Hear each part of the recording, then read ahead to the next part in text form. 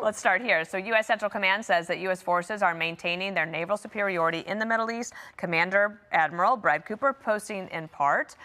In less than 36 hours since the blockade was implemented, U.S. forces have completely halted economic trade going in and out. And the numbers spell out the impact, with estimates that the blockade could cost the regime $435 million every day. So meanwhile, President Trump laying out why Operation Epic Fury started in the first place, sitting down with Maria Bartiromo at the White House. I had to divert, because if I didn't do that, right now you would have Iran with a nuclear weapon. And if they had a nuclear weapon, you would be calling everybody over there, sir. And you don't want to do that. Well, you keep saying was. Is this war over? I think it's close to over, yeah. I mean, I view it as very close to over. You know what?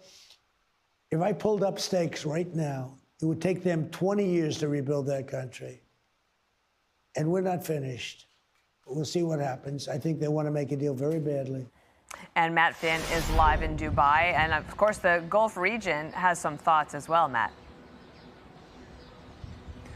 Yeah, they certainly do, Dana, and it's the third day of the American blockade here on the Persian Gulf behind me. So far, no reports of any major incidents, but on the topic of the two-week ceasefire that we're in the midst of, a short while ago, a senior U.S. official telling Fox News that the United States has not formally agreed to an extension of the ceasefire.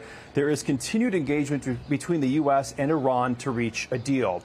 Now, a short while ago, also, the BBC reported that the Iranian military is threatening to block shipping in the Persian Gulf, the Red Sea, and the Gulf of Oman if the U.S. blockade of Iranian ports continues. The U.S. says it's not allowing any ships in or out of Iranian ports in the Strait of Hormuz, but it is allowing other ships to use the strait. CENTCOM Commander Admiral Brad Cooper writing in full, a blockade of Iranian ports has been fully implemented as U.S. forces maintain maritime superiority in the Middle East. An estimated 90% of Iran's economy is fueled by international trade by sea. In less than 36 hours since the blockade was implemented, U.S. forces have completely halted economic trade going into and out of Iran by sea. Now, Kepler reports that yesterday 3 vessels passed through the Strait of Hormuz, and Fox confirms a 4th ship, a Chinese vessel carrying oil and chemicals, passed as well. Now, President Trump posted the truth within the past hour. China is very happy that I am permanently opening the Strait of Hormuz. I am doing it for them also and the world. This situation will never happen again. They have agreed not to send weapons to Iran.